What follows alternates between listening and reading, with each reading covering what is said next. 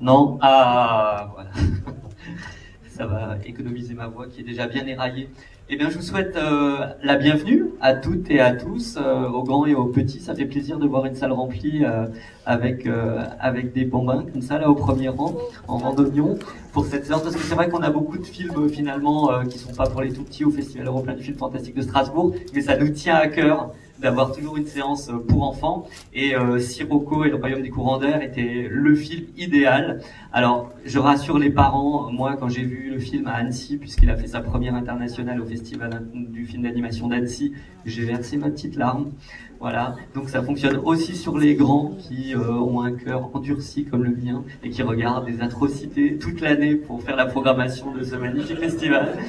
Ça fonctionne et je suis ravi de le montrer parce que c'était un vrai coup de cœur. C'est aussi, je suis aussi très heureux de présenter le film dans le cadre du festival parce qu'il est produit par Sacrebeu Productions, une société qu'on suit. On aime beaucoup ce qu'ils font, les courts-métrages, les longs-métrages. On avait montré Ma famille afghane en sélection.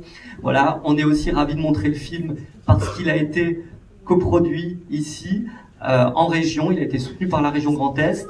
Et du coup, on a une grosse partie de l'équipe du film qui est là et qui va venir vous présenter le film et qui reviendra après pour répondre à vos questions. Voilà, donc je vais les nommer en essayant d'oublier personne, mais évidemment on a Benoît Chieux, le réalisateur.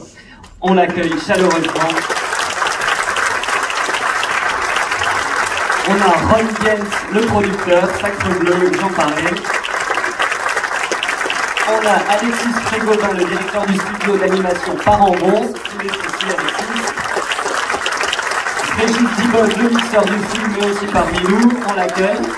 Et on a aussi Luc Tarin, le directeur du studio Innervision et des studios du Rhin.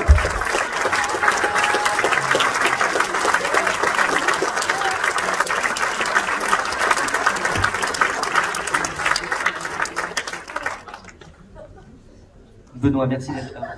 Merci beaucoup de m'avoir accueilli, ça me fait très très plaisir. Je ne vais pas parler longtemps parce que l'idée c'est vraiment de voir le film.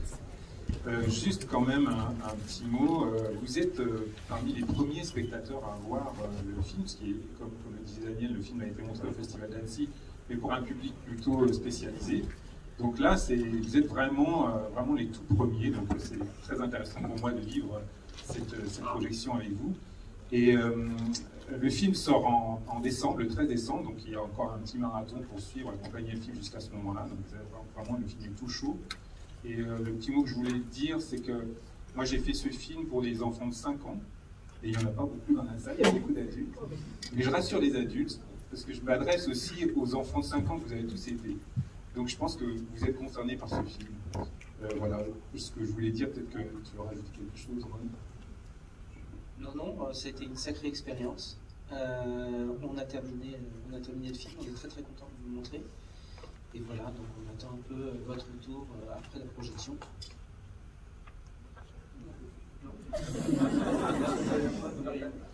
C'était l'équipe du son. Voilà, je crois que tout est dit. Merci beaucoup, on est là pour discuter avec vous après, bien sûr, vous pouvez poser toutes les questions que vous voulez.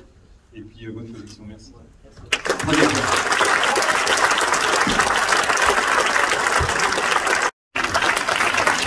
Alexis, Régis, Luc Tarin, qui vont nous rejoindre.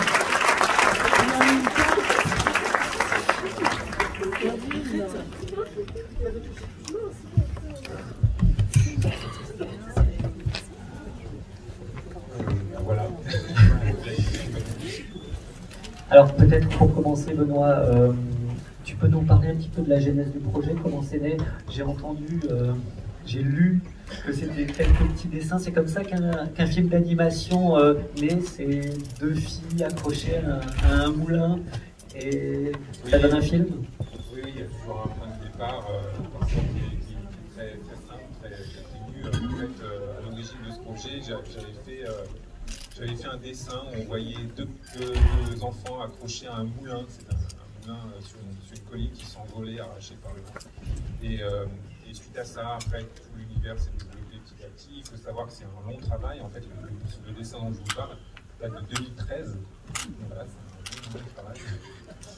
Et donc il y a une grande phase de développement. En fait, on un film comme ça, il y a deux grandes étapes. Il y a l'étape de financement, du développement du film qui a été très longue, et l'étape de fabrication purement matérielle, la famille faire le film que vous avez vu. Et donc l'étape de développement s'est étalée entre 2013 et 2021.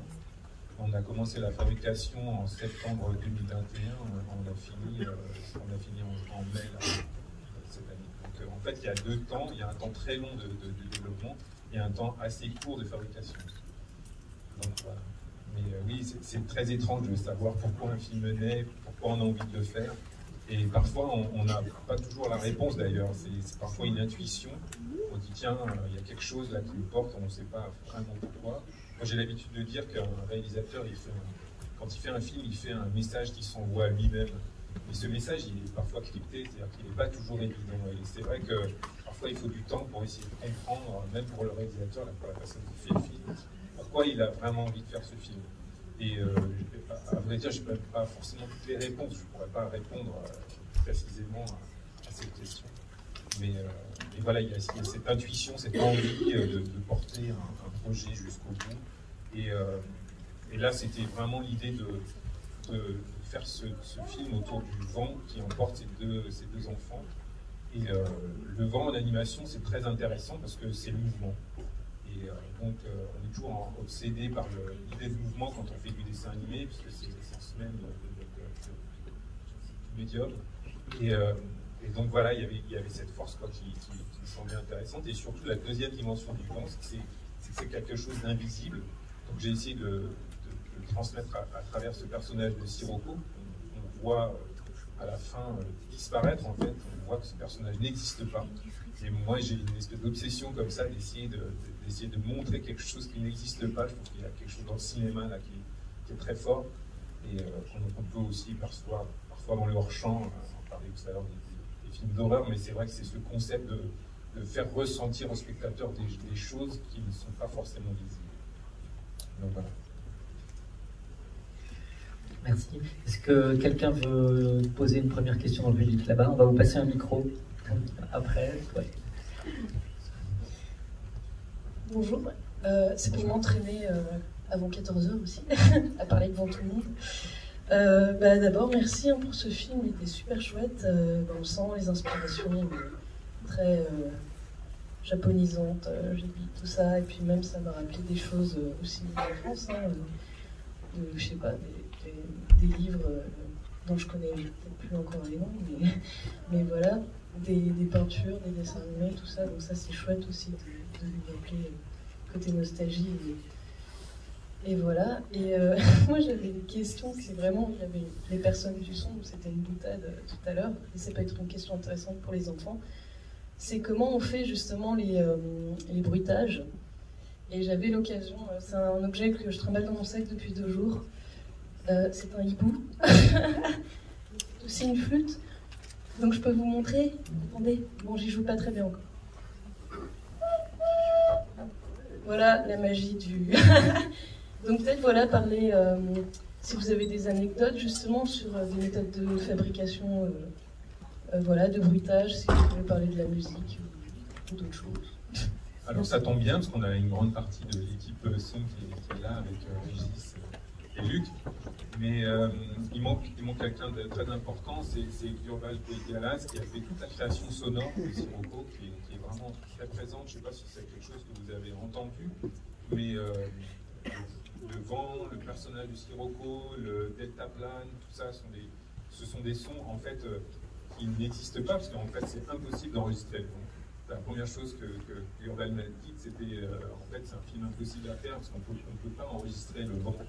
Donc en fait ce que vous avez entendu dans le film, ce sont entièrement des reconstitutions de bruitage, d'assemblages qui ne sont pas forcément du vent. Il peut y avoir du sable, du papier, mille choses en fait. Comme ça. Et qui crée l'illusion. C'était assez difficile pour Urban, c'était d'arriver à caractériser les personnages à travers des sons spécifiques, pour pas qu'on ait un espèce de bruitage de sons qui deviennent vite insupportables. Et donc il fallait comme ça caractériser les éléments dont vous avez parlé, pour qu'on reconnaisse bien à chaque fois que les Sirocco, par exemple, quand les Sirocco rencontrent Juliette, on sait déjà que c'est lui avant même de le voir, parce qu'on l'a déjà entendu. Et donc ça a l'air de rien, mais tout ça c'est un gros travail de préparation. Il y a eu au total 6 semaines, je crois, vraiment de travail de création de ce film. Et puis on a la chance d'avoir Régis qui a fait le mixage et qui a aussi participé à l'enregistrement des voix. C'est fait à Strasbourg. Bah oui, pour continuer sur les bruitages de vent, parce que c'est une composante importante du film. C'est vrai que, par exemple, tout ce qui était vent réel, en fait, ça fonctionnait assez mal de les mettre. Donc il a fallu beaucoup réenregistrer le vent en soufflant dans les tuyaux, en soufflant dans les instruments de musique, les amplifiers de Gisèle, tout ça. Voilà, il y a beaucoup de vent de synthèse, en fait, mélangé avec quelques vents réels, mais juste un vent réel, ça ne fonctionne pas, ça ne crée pas la magie, justement. Ça ne permet pas d'identifier aussi dans une couleur assez marquée. Et sinon, après, on utilise aussi souvent des bruitages qu'on détourne aussi un peu de leur fonction initiale. Par exemple, les crocs-en-bec, je ne sais pas si vous avez une idée de ce que c'est comme son. Quelqu'un ? En fait, c'est des bruits de manchots. C'était pour la prochaine question. Voilà, donc en fait, c'est des bruits de manchots qu'on a remis sur les crocs-en-bec. Donc ça, c'est quelque chose qui, c'est vrai qu'on n'y pense pas, ça fonctionne comme ça, mais en fait, on utilise aussi souvent des sons qu'on détourne, en fait. Pour les chats? Les chats, c'est un mélange de vrais chats et de la fille Benoît qui a enregistré.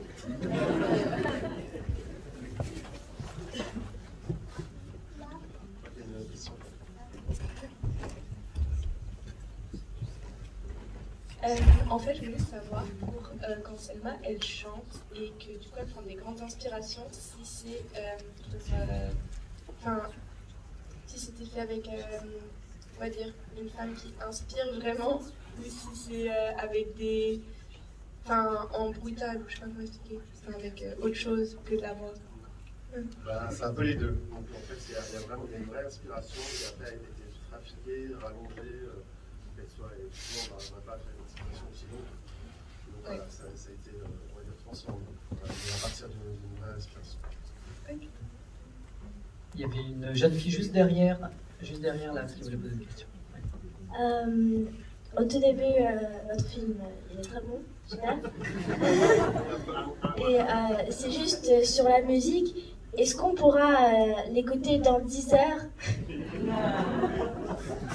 Je l'ai bien aimé. Alors, c'est le producteur qui va répondre. Non, en fait, tu es une carte bancaire. Non. Sérieusement, on a la chance que le film va être édité aux éditions Actes Sud. Et ça va sortir le livre va sortir au moment de la sortie du film. Et donc, dans le livre, que vous pourrez trouver dans toutes les librairies, j'espère, il y aura un QR code à l'intérieur dans lequel il y aura la musique. Donc, vous pourrez éventuellement le télécharger, qui vous enverra à Spotify. Merci. Ah, il y avait le monsieur avec le polo jaune. Et puis après, le petit garçon et après le monsieur. Oui, dans les crédits, j'ai vu que l'actrice qui a la voix de Selma et les chante, c'est pas la même personne. Absolument. Et donc du coup, je voulais savoir comment s'est fait le raccord, parce qu'on ne sent pas. Eh bien, tant mieux. Effectivement, on a au tout début réfléchi à enregistrer une comédienne qui pouvait faire la voix et chanter en même temps. Et en fait, pour des raisons de calendrier, ça s'est avéré compliqué de faire ça parce qu'il fallait vraiment très en amont, comme on enregistre les voix en amont très tôt, avant de faire la fabrication. Et la musique généralement vient un peu après. Donc ça voulait dire de résoudre des problèmes, on va dire, d'organisation de planning qui étaient assez complexes. Et c'était aussi difficile de trouver une comédienne, chanteuse, surtout qu'on ne savait pas vraiment, quand on enregistrait les voix, on ne savait pas vraiment ce qu'on voulait faire avec cet opéra. C'était encore un peu nébuleux, on avait des vagues idées, donc on a fait le choix de vraiment enregistrer la comédienne avant. Et après, on a essayé de trouver une chanteuse qui collait à peu près. Mais en fait, si on l'écoute bien, c'est pas tout à fait le même timbre. Célia Camini, la chanteuse, elle a une voix plus grave. Ça s'entend un tout petit peu. Mais ça raccorde pas mal, ouais. C'était bien de faire ça, mais et on a eu la chance aussi en cours de route de trouver cette chanteuse Célia qui a improvisé en fait le chant que vous entendez de l'opéra. Il y a une trame évidemment sonore qui était écrite par le compositeur, mais ce qu'elle chante, c'est l'improvisation. Donc c'est une chanteuse de jazz qui a l'habitude de faire ça, mais c'était totalement improvisé. Et moi j'étais très content de ça parce que l'opéra, je voulais éviter le côté chanteuse classique, etc. Et on aille dans une autre direction qui soit plus inventive, plus étonnante. Et donc je pense que là aussi l'inspiration, au sens propre et au sens figuré, est présente à ce moment-là. Alors attendez, les adultes, on attend priorité aux enfants. Là, il y a une petite fille qui veut poser une question derrière vous, et après il y avait le monsieur, et après madame. Moi, je voulais savoir comment vous avez eu toutes ces idées pour les dessins, donc tout ce qui est l'univers avec, par exemple, la végétation, les bâtiments, par exemple les étoiles transparentes, j'ai trouvé ça super. Et il y avait quoi d'autre? Du coup, il y avait des cactus renversés. Ah, les cactus. Je trouvais ça très très beau, l'univers un peu magique et en même temps. Est-ce que tu avais envie d'y aller, toi, dans cet univers? Oui, avec les nuages colorés, avec des teintes de couleurs, et l'idée de l'opéra qui est dans les airs, je trouve ça génial aussi. En fait, c'est vraiment la nationale. Alors, pour répondre à ta question, en fait, j'aime bien l'illustration. Par exemple, on a parlé de livres tout à l'heure. C'est vrai que je suis très consommateur de livres pour enfants de 12 ans. Et puis, donc c'est une source d'inspiration importante. Après, quand on fait un film, donc il y a des inspirations qui sont parfois évidentes, d'autres qui le sont moins. Il y a des fois des inspirations qui s'expriment malgré nous-mêmes. En fait, on se rend compte après coup, on se dit tiens, mais ça je l'avais déjà vu il y a longtemps, donc on ne sait pas toujours où ça vient. Et puis après, il y a cette espèce d'exercice. C'est-à-dire que plus on dessine, plus les idées viennent, plus l'univers se développe de lui-même en fait. Il y a un moment donné où, par exemple, les étoiles transparentes, c'est quelque chose qui est venu très spontanément. Il n'y avait pas de référence précise par rapport à cette idée-là. Dans un film comme ça, ce qu'il faut savoir, c'est que c'est vrai que l'univers est très riche. En fait, la grande difficulté, c'est de s'arrêter, de ne pas en faire trop. Et il y en a beaucoup dans ce film, et j'aurais pu en mettre encore beaucoup plus. Mais en fait, il fallait faire attention de trouver le bon dosage pour ne pas submerger l'histoire de détails qui viennent nuire aussi à la personnalité, des personnages, à toute la trame narrative. Et donc, il faut trouver le bon équilibre. Il faut que ces petites trouvailles arrivent au bon moment sans trop être présentes. Il y avait encore une question jeune public juste à côté, on va la prendre dans la foulée, vas-y. Pourquoi, avec le monstre gonflable qui est en pâte, vous n'avez pas pris une punaise pour qu'il explose? C'est vrai. Ah bah non, on n'a pas pensé. C'est au niveau de la production qu'on ne pouvait plus avoir de punaises? C'est quoi? Rob, tu répètes? Non, il n'y avait pas de punaises, on va peut-être demander avec ils ont enlevé exprès, justement, sinon il n'y aurait qu'un court métrage. Alors voilà, on aurait dû faire appel aux enfants pour écrire ce scénario, ça aurait été beaucoup plus simple, ça aurait été. Une idée pour le suivant? Alors je crois qu'il y avait monsieur qui avait une question, et puis après, et là-bas. Alors ici, là. Attendez, là, on va pas passer ce micro-ci, ça va être compliqué. On prend le temps. Là. Merci. Bonjour, donc merci beaucoup toute à l'équipe pour ce charmant dessin animé, tout à fait inventif, j'ai beaucoup aimé. Alors j'avais encore une question concernant le son et plus particulièrement la musique. Donc tout au long du film, on entend quelques notes de piano qui reviennent tel un leitmotiv et pendant tout le film. Alors je ne sais pas si c'est moi qui délire, si c'est une ressemblance fortuite ou une inspiration, mais j'ai pas arrêté de penser à l'un de mes dessins animés préférés, c'était Le Roi et l'Oiseau, où il y avait une scène un peu semblable au niveau des notes de musique avec un automate qui dansait devant le roi. Donc je voulais savoir s'il y avait une inspiration ou c'était vraiment une coïncidence. Non, c'est pas du tout une coïncidence. Merci pour la référence. Non, en fait, Le Roi et l'Oiseau, c'est un film que moi j'ai découvert au cinéma quand j'étais enfant. C'est un film qui m'a profondément marqué. Parce que, en fait, c'était un film qui contient une note de mélancolie qui est très présente. Et en fait, dans l'univers des films pour enfants qu'on voit aujourd'hui, la mélancolie, c'est pas quelque chose qu'on met en avant. Et moi, je trouvais que c'était, c'est le souvenir que j'en avais très fort, c'est cette note mélancolique qui teinte très très fort le film et qui est due à la musique. Et quand j'ai rencontré Pablo, c'est la première chose que je lui ai dit. Je lui ai dit, écoute, moi, je veux que la musique ait une teinte mélancolique en partie, pas que, parce qu'il y a aussi des moments joyeux, etc. Mais je voulais qu'on retrouve ce sentiment de mélancolie. Et je trouve que c'est aussi ce qui fait, pour moi, le charme de Sirocco, c'est qu'il y a des scènes d'action, il y a des scènes drôles, etc. Mais il y a une espèce de, je sais pas comment dire, de teinte qui colore très fortement le film, qui est presque à l'inverse même des couleurs très joyeuses, qui ramène le film sur terre, je sais pas comment dire. Et c'était très important pour moi. Mais oui.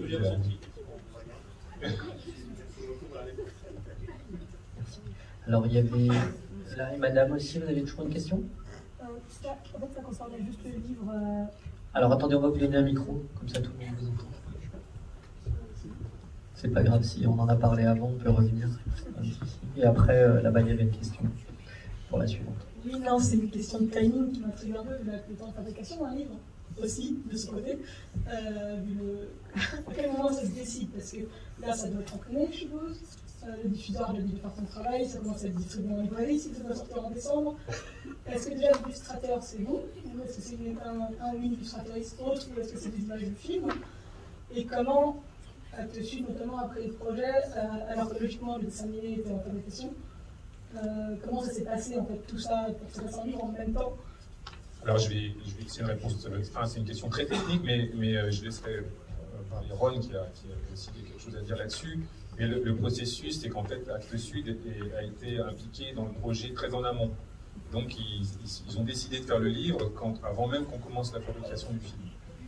Ils avaient vu des images et ils étaient partants. Donc voilà. Et donc après, c'est vrai que pendant la fabrication, on était tellement noyés par le travail à faire, et c'était absolument impossible de faire le livre en même temps. Et donc, une fois le film terminé, il y a une espèce de course contre la montre pour faire le livre par la foulée, quoi.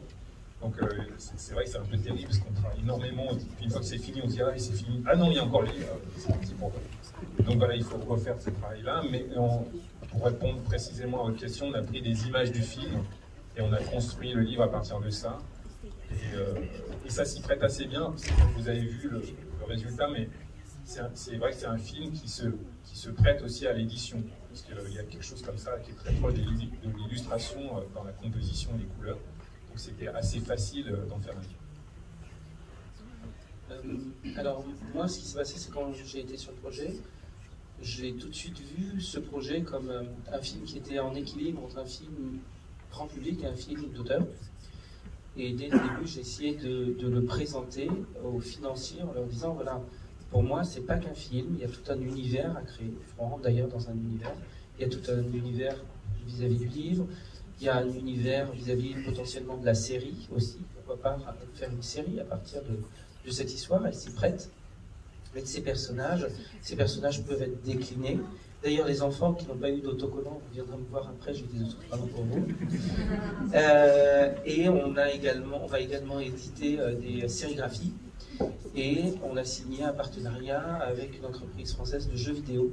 Et donc, on va avoir un jeu vidéo à destination des enfants qui va sortir d'ici un an à peu près. Voilà, mais on s'est retrouvé en fait aussi face à des investisseurs où on leur présentait toutes ces potentialités et ils nous répondaient mais c'est trop de travail pour nous. C'est trop, on préfère travailler sur Paddington 2 parce que la marque existe déjà. Voilà, donc c'était très très frustrant pour nous de les faire venir et puis à mesure en fait pendant la fabrication justement du film, on était très rapidement avec les images et les scénarios, on est allé voir Actes Sud. Et on leur a proposé de sortir un livre. Et après, il fallait effectivement régler la temporalité entre ces différents éléments.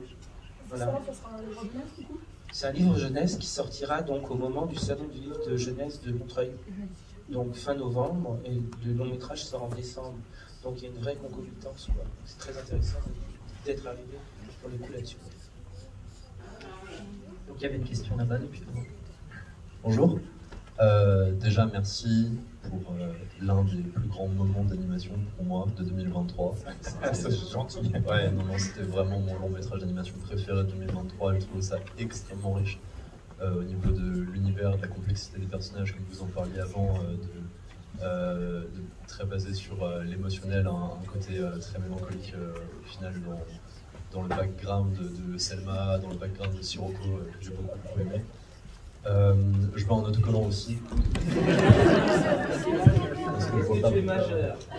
Non, j'ai 16 ans et demi. Non, j'en ai 24, mais j'aurais quand même un autocollant. Ma question, elle pesait plus du coup sur l'animation que sur le son, dont on a pas mal fait le tour, même si toute la bande originale était magnifique. J'ai ressenti, comme vous le disiez avant, beaucoup d'inspiration de livres pour enfants. Dans le pyjama, j'ai vu Max et les Maxi Monstres. Dans le design de personnage, j'ai vu Claude Ponty, beaucoup. Et en même temps que toute cette animation et de cette illustration française, européenne, j'ai vu beaucoup d'animations japonaises dans le mouvement, justement vous en parliez, le mouvement du vent invisible, Miyazaki, Mind Game. Je pense qu'on arrive dans une génération de créateurs, de réalisateurs qui ont grandi à la fois avec Dragon Ball, à la fois avec les Shadok et Il était une colonne. Par quoi ça se traduit, cette volonté de co-créer entre des styles d'animation européens, américains et japonais, parce qu'on a grandi dans toute cette inspiration-là. Et est-ce que je pourrais avoir encore peut-être quelques exemples d'inspiration que je n'ai pas su percevoir? Ce sera une belle dernière question du coup, Benoît, parce que je vois les enfants à 5 ans qui commencent à s'impatienter. Oui, encore une fois, c'est une question très pointue. Merci. En fait, vous citez les références que vous citez, évidemment, elles sont présentes dans le film. Je ne vais pas en rajouter, on va en discuter après si vous voulez, on ne va pas s'apesantir trop là-dessus. En fait, c'est vrai que moi, je trouve que moi aussi, je suis même si j'ai découvert Miyazaki assez tardivement dans mon parcours professionnel, je suis un peu plus âgé que toi. Ça a été quand même un événement majeur dans mon rapport à l'image et mon rapport au dessin animé. Et en fait, ce que moi j'ai vu dans l'animation japonaise, c'est cette dimension spatiale qui n'existe pas dans l'animation occidentale. Ils ont une façon très particulière de rendre crédible tout ce qu'ils dessinent. Et ça, c'est essentiellement dû au fait qu'ils placent des personnages dans des espaces crédibles et souvent très grands. Et ça, c'est vraiment la marque de fabrique de Miyazaki. Mais c'est présent dans toute l'animation japonaise. Alors, il faut regarder longtemps l'animation pour bien comprendre comment ça fonctionne, mais il y a des trucs, des astuces. Donc moi j'ai conçu un gros consommateur de ce genre de film, donc il y a certains qui disaient que j'ai peut-être vu 50 fois, par exemple. Et donc en fait, quand on commence à voir comment ils placent notamment la caméra dans l'espace, avec beaucoup en fait, ils mettent la caméra dans tous les sens, ce qui fait qu'on a vraiment l'impression, en tant que spectateur, d'être immergé dans un monde. C'est ce que vous avez probablement ressenti en regardant Sirocco. Et moi, ce ressenti-là, je le vois pas souvent dans l'animation occidentale. Et donc j'ai voulu le mettre en pratique. Puisque comme je suis aussi enseignant, que j'en parle beaucoup, je me suis dit, plutôt qu'en parler, je vais le faire. Et puis voilà, j'ai essayé, et en fait c'est vrai qu'il y a des astuces qui permettent de plonger le spectateur dans un univers. Et je crois que c'est ce que vous ressentez en voyant Sirocco. Et ça, c'est pas forcément quelque chose qu'on voit très souvent, parce que ça implique une façon de dessiner qui est très particulière, notamment avec beaucoup de plongées, contre-plongées, c'est ce qu'on voit beaucoup dans le film. Et c'est très complexe à faire, parce que ça demande vraiment une grande exigence de dessin. Et donc voilà, je voulais me réapproprier tous ces films-là, et d'en faire un film français, mais avec ces influences-là, et les revendiquer en disant voilà ce qu'on peut nous aussi faire de notre côté. Mais en intégrant aussi toute cette histoire du dessin qui est propre à la France, quand vous citiez Claude Conti, moi je cite aussi Moebius, des gens comme ça qui sont des marqueurs très profonds dans l'univers visuel français. Et je voulais qu'on les retrouve aussi dans ce film. C'est une espèce de film mélange, et c'est vraiment ce que je souhaitais, je voulais qu'on soit à la croisée des chemins avec quelque chose. Merci beaucoup Benoît. C'est Houécourt qui va distribuer le film, on a une date de sortie je crois. Le 13 décembre au cinéma, voilà, avec Houécourt. Voilà, donc si ça a plu aux petits et aux grands, vous pouvez revenir voir le film. Absolument y aller et en parler autour de vous, c'est très important. Voilà. Sinon, on reprend les autocollants. Le producteur a parlé. Je crois qu'on peut remercier chaleureusement Benoît, Ron, Régis, Luc et Alexis.